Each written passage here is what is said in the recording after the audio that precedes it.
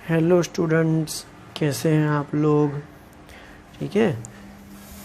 अब पिछली बार जो है वो मैंने आप लोगों को मात्रकों की अंतर्राष्ट्रीय पद्धति एसआई के बारे में जो है वो समझाया था। ठीक। अब जो है हम लोग आगे बात करने वाले हैं नेक्स्ट टॉपिक की। ठीक है, तो नेक्स्ट टॉपिक क्या है? तो स्टैंडर्ड 11th, ओके, उसमें क्या विषय केमिस्ट्री हो गया आपका, और टॉपिक नंबर है 1.3.4 द्रव्यमान और भार। देखो, द्रव्यमान और भार ये दोनों अलग अलग चीज़ें हैं। ठीक है, हम लोग देख रहे हैं द्रव्यमान और भार क्या क्या है। किसी पदार्थ का द्रव्यमान उसमें उपस्थित द्रव्य की मात्रा होती है। ठीक है ना? तो हम लोग क्या लिखेंगे? द्रव्यमान क्या होता है? किसी पदार्थ का द्रव्यमान क्या होता है? पदार्थ में उपस्थित द्रव्य की मात्रा। ठीक है। दूर से देखने पर पता चलता है कि ये इंसान मोटा है, लेकिन पास में जाकर देखो तो पता चलता है कि भाई इसने कपड़ों में गुब्बारे भर रखे हैं, तो उसके अंदर द्रव्य कुछ भी नहीं है, हवा है। ठीक है ना? तो द्रव्य की मात्रा वो द्रव्यमान निश्चित करता है। जबकि किसी भी वस्तु का भार उस पर लगने वाला गुरुत्व बल है। किसी वस्तु का भार उस पर लगने वाला गुरुत्व बल होता है। देखो, किसी वस्तु का भार ग्रह बदलने पर बदल सकता है, क्योंकि प्रत्येक ग्रह पर गुरुत्व बल अलग अलग होता है। इसीलिए मानो कि इस पेन का भार पृथ्वी पर 5 ग्राम है, तो इस पेन का भार अगर हम लोग चंद्र पर देखेंगे तो 1 ग्राम ही लगेगा या आधा ग्राम लगेगा। क्यों? क्योंकि पृथ्वी का गुरुत्वाकर्षण बल ज़्यादा है और चंद्र का गुरुत्वाकर्षण बल जो है वो कम होता है। इसलिए किसी वस्तु का जो भार होता है वो गुरुत्व बल पर निर्भर करता है, अर्थात वस्तु का भार ग्रह बदलने पर बदल जाता है। परंतु द्रव्यमान वो पदार्थ में उपस्थित द्रव्य की मात्रा पर निर्भर करता है। मतलब कि द्रव्यमान कभी भी बदलेगा नहीं, चाहे आप इस ग्रह पर रहो या दूसरे ग्रह पर जाओ। तो द्रव्यमान हमेशा स्थिर रहता है, परंतु उसका जो भार है वो गुरुत्व में परिवर्तन आएगा तो उसका भार जो है वो बदल जाएगा। ठीक है। अब हम लोगों को आगे पढ़ना है कि भाई द्रव्यमान के बारे में हम लोग इतना जानते हैं कि द्रव्यमान का एसआई मात्रक, ठीक है ना, द्रव्यमान का एसआई मात्रक हमने पढ़ा था। कितने लोगों ने याद किया कि भाई किलोग्राम है? मैंने कहा था ना आप लोगों को रोज का रोज आप लोगों को याद कर लेना है। यदि आप लोग रोज का रोज याद कर लोगे तो कोई दिक्कत नहीं आएगी। तो द्रव्यमान का एसआई मात्रक जो है वह किलोग्राम है। लेकिन किलोग्राम कितना होता है? हाँ, किलोग्राम कितना होता है? इतना इतना इतना, पेन जितना, ये माउस जितना, कितना किलोग्राम कितना होता है? आपको कैसे पता चला किलोग्राम कितना होता है? अगर आप लोग कोई चीज़ खरीदने जाते हो, भैया 1 किलोग्राम ये चीज़ देना, तो वो क्या करता है? डिजिटल वेट मशीन के ऊपर रखता है, लिखा हुआ होता है 1000। तो आप लोग क्या समझते हैं? हाँ यार, ये 1 किलोग्राम है। या तो आप लोग कोई वस्तु लेने के लिए वो है तो उसके ऊपर वो बाट रखते हैं, उस पर लिखा है 1 किलोग्राम।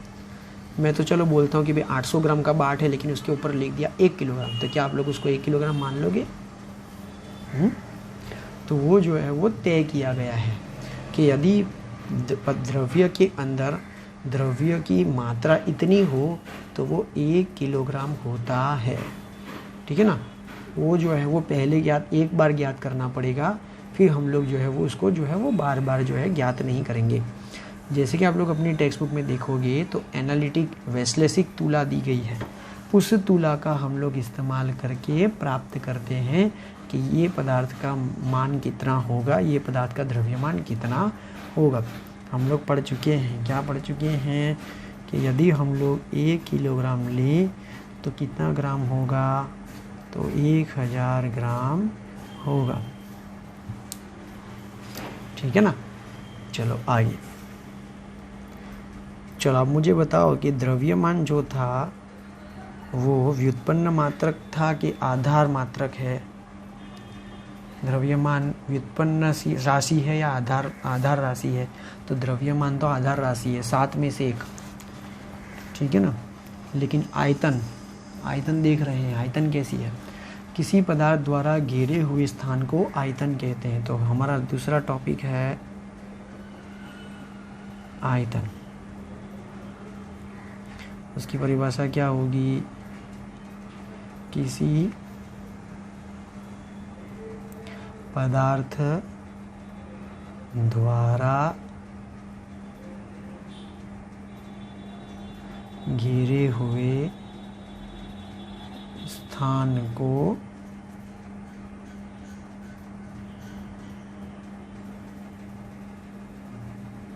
देखो 11 साइंस में आप लोग आ गए हो, ये छोटी छोटी चीज़ हमको पता होनी चाहिए।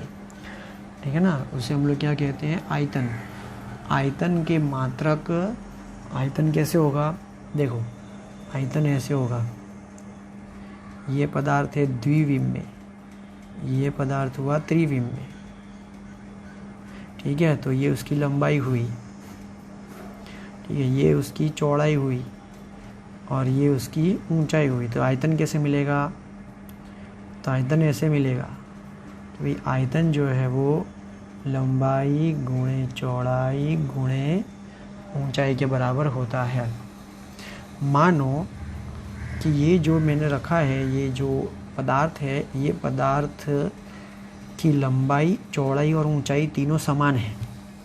तीनों समान का मतलब क्या हुआ कि ये जितनी लंबाई है वो चौड़ाई के बराबर है और ये जितनी लंबाई है वो ऊंचाई के बराबर है।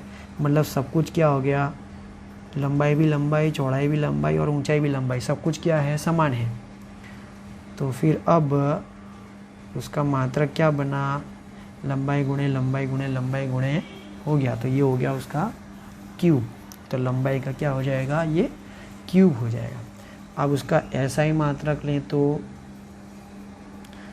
एसआई में मात्रक क्या होगा, तो भाई लंबाई के लिए जो होगा, और लंबाई के लिए क्या होता है, मीटर।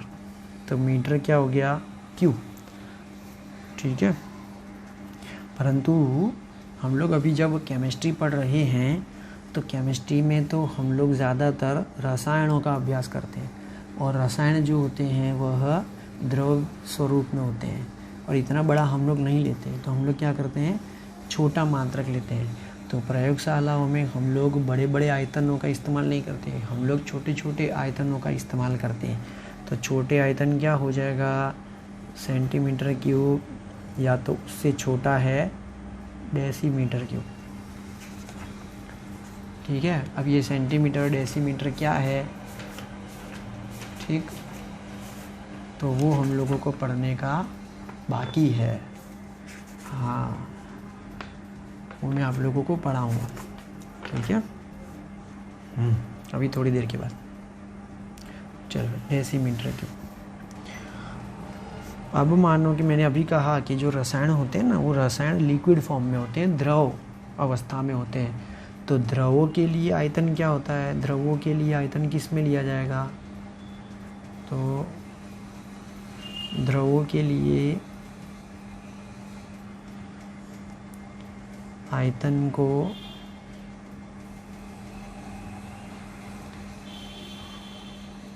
मापने के लिए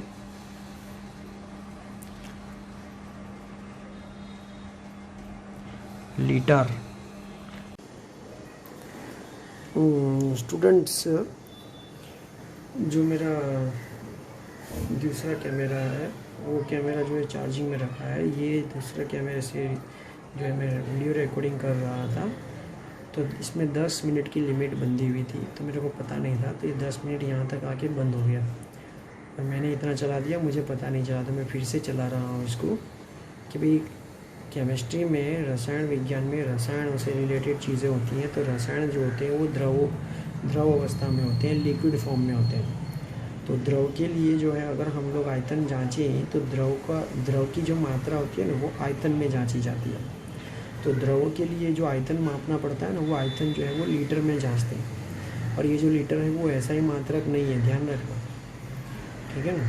अब आप लोगों को पता होगा 1 लीटर बराबर 1000 ml होता है। वो कैसे पता चला कि हम लोग एक छोटी दूध की थैली लाते हैं, वो 500 ml की होती है, वो आधा लीटर होता है। अगर 2 दूध की थैली लाएंगे 500 ml की, तो वो पूरा लीटर हो जाएगा। और 500 ml का मतलब कितना ml हुआ, 1000 ml हुआ, तो 1000 ml बराबर कितना लीटर होता है, 1 लीटर होता है, ठीक है। लेकिन मैं आप लोगों को अभी चलाऊँगा कि 1 ml बराबर 1 सेंटीमीटर क्यूब होता है। तो 1000 ml बराबर 1000 सेंटीमीटर क्यूब हुआ। 1000 सेंटीमीटर क्यूब को शॉर्ट फॉर्म में हम लोग क्या बोलते हैं, सीसी बोलते हैं। आप लोगों को पता होगा कि मार्केट के अंदर जो इंजन चल रहे हैं ना, इंजन मतलब कि 2 व्हीलर के या 4 व्हीलर के जो इंजन होते हैं वो सीसी, क्यूबिक कैपेसिटी में आते हैं, ठीक है ना। कि भाई 1000 सीसी का इंजन, 800 सीसी का इंजन है, स्प्लेंडर इतने सीसी का इंजन आता है, सिटी 100 इतने सीसी के इंजन की आती है, होंडा एक्टिवा जो है वो इतने सीसी का इंजन उसमें होता है। तो ये सारी चीज़ें जो हैं वो इस तरह से होंगी, ठीक है। तो ये हो गया उसका आयतन। तो ठोस पदार्थों के लिए आयतन हम लोग इस तरह से जांचेंगे, लेकिन द्रवों के लिए आयतन जो है हम लोग लीटर, ml, cc में जो है वो जांचते हैं। देखो केमिस्ट्री के अंदर जो भी हम लोग प्रैक्टिकल करेंगे वो सारे के सारे लिक्विड फॉर्म में होंगे, ठीक है। और लिक्विड फॉर्म के अंदर लिक्विड के लिए हम लोगों को अलग अलग साधनों की ज़रूरत पड़ेगी, जिसमें मेजरिंग सिलेंडर होता है, ब्यूरेट होता है, पीपेट होता है, फिर बीकर्स होते हैं, ठीक है ना। और वो सारी चीज़ें जो है वो ml या लीटर में होती हैं। किस में होती है, ml या लीटर में होती हैं। तो हम लोगों को ये आयतन, जो भी पदार्थ की मात्रा मतलब कि द्रव की जो मात्रा है वो आयतन में ली जाएगी, और आयतन जो है वो लीटर या तो ml में लिया जाता है। चलो आगे नेक्स्ट टॉपिक देख रहे हैं 1.3.6 घनत्व। चलो घनत्व के बारे में बात करते हैं। घनत्व अर्थात क्या, डेंसिटी। चलो घनत्व क्या होता है, हम लोग पढ़ चुके हैं पिछले कक्षाओं में। घनत्व क्या होता है कि द्रव्यमान और आयतन के अनुपात को हम लोग क्या कहते हैं, घनत्व। किसी भी पदार्थ का आयतन एक हो जाए या एकाकी हो जाए, तो एकाकी आयतन पर जो द्रव्यमान होता है उसे हम लोग कहते हैं घनत्व। मैंने क्या कहा, एकाकी आयतन पर जो द्रव्यमान होगा उसे क्या कहते हैं, घनत्व। आयतन क्या हो जाना चाहिए, 1 हो जाना चाहिए। तो घनत्व क्या हुआ, द्रव्यमान बटे आयतन, ठीक है। चलो अब हम लोग इसका ऐसा ही मात्रक देखना चाहते हैं। तो घनत्व का SI मात्रक इक्वल्स टू, ऊपर क्या है द्रव्यमान, बटे में क्या है आयतन। चलो द्रव्यमान का SI मात्रक क्या है, हम लोग पढ़ चुके हैं कि भाई किलोग्राम, और आयतन का SI मात्रक क्या है, तो मीटर क्यूब। तो हम लोगों को उसका मात्रक क्या मिला, किलोग्राम मीटर क्यूब इनवर्स, ठीक है ना। इसे क्या होते हैं, किलोग्राम मीटर क्यूब इनवर्स, मतलब कि बट्टे में m⁻3।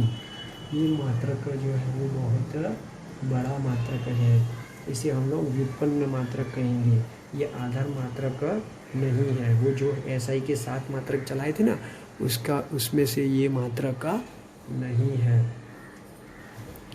ठीक है। चलो आगे अब इसका छोटा मात्रक क्या बनेगा, किलोग्राम का ग्राम कर दो, मीटर का क्या कर दो, सेंटीमीटर कर दो, तो ये उसका छोटा मात्रक हो जाता है। यदि घनत्व अधिक हो, चलो अब हम लोग बात करते हैं। किसी पदार्थ का घनत्व यह बताता है कि उसमें कण कितने पास पास व्यवस्थित है। यदि घनत्व अधिक हो तो उसका अर्थ यह होता है कि पदार्थ के कण बहुत पास पास होते हैं। घनत्व मतलब कि गट्ठा, ठीक है ना, घनत्व मतलब कि गट्ठा। घनत्व अधिक है मतलब कि कण क्या है, बहुत पास पास जुड़े हुए हैं। अब 1.3.6, 1.3.4, 5 और 6, 7 जो है वो तापमान में आप लोगों को ऑलरेडी जो है वो पहले चला चुका हूँ, ठीक है ना। तो अब हम लोग आगे बात करेंगे मापन में अनिश्चितता, लेकिन आप लोगों को मुझे जो है वो पहले थोड़ी सी चीज़ जो है वो समझा देनी है, ठीक है, वो मैं आप लोगों को समझाने का प्रयत्न करता हूँ। देखो विद्यार्थियों मैं आप लोगों को अभी ऐसा ही मात्रक जो थोड़ा सा रह गया था उसकी बात मैं कर रहा हूँ। ऐसा ही मात्रक, ये जो मात्रक होते हैं ना, ये मात्रक सारे एक दूसरे में चेंजेबल होते हैं, चेंज हो सकते हैं। चेंज करने के लिए हम लोग उसका पूर्व लग्न इस्तेमाल करते हैं और उसके संकेतक इस्तेमाल करते हैं कि उसमें गुणक कौन सा है, ठीक है। तो उसको समझाने के लिए पहले आप लोगों को थोड़ी सी चीज़ें जो है वो मैं आप लोगों को समझाने का प्रयत्न करूँगा कि भाई 1 2 3 4 5 6 7 8, ठीक है। मैं यहाँ से चला रहा हूँ कि भाई 10, अगर 10 है तो उसका पूर्व लग्न होता है डेका, और उसके लिए हम लोग लिखते हैं DA। इसका उपयोग मैं बता देता हूँ, पहले आप लोग समझ लो कि ये है क्या, ठीक है।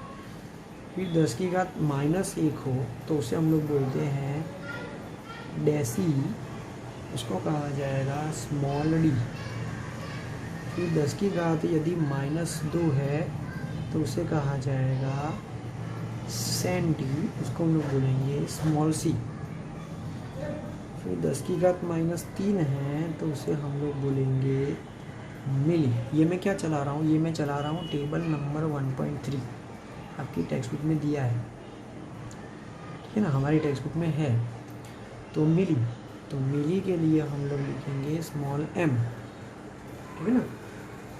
चलो फिर 10 की घात -6, और भी 3 जो है वो कम हो रहा है, तो 10 की घात -6 के लिए लिखते हैं हम लोग माइक्रो, और माइक्रो को हम लोग ऐसे बताएंगे, ठीक है, म्यू से।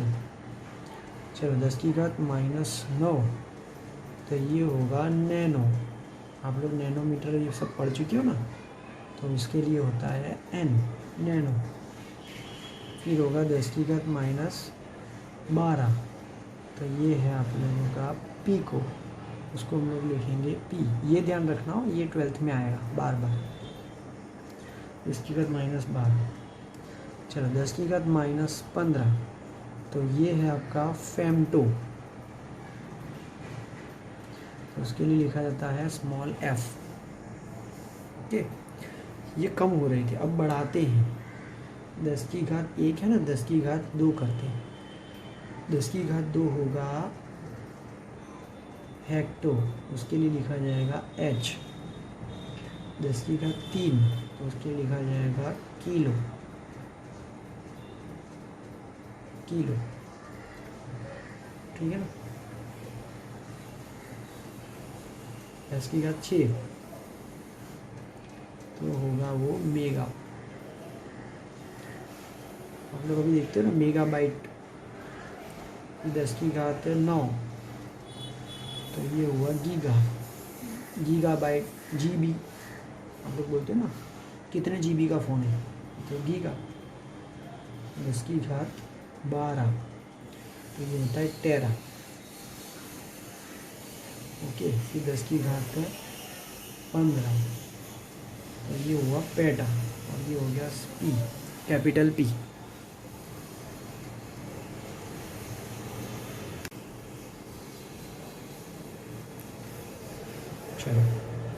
अब यहाँ पे आप लोग देखो, इसमें जो है वो 3 3 जोड़ रहे हैं, 3 + 3 6 + 3 9 + 3 12 + 3 15। तो अगर मैं इसमें से कोई एक उदाहरण लेकर आपको समझाऊँ ये वाला कि भाई 1000 मेगा, ठीक है ना। तो जब 1000 मेगा होता है ना, तो उसके लिए हम लोग बोलते हैं 1 गीगा। ये कैसे आया, ये कैसे हुआ? क्योंकि यहाँ पे 10⁻³ क्या हो गई, जुड़ गई ना, इसलिए वो 1 गीगा हो गया। तो अगर वह 1000 MB, तो ये क्या हो गया, 1 GB हो गया। क्योंकि दोनों के बीच में कितना अंतर है, 3 का अंतर है, ठीक है ना। ये इस हिसाब से। तो अगर हम लोग यहाँ पे लिखें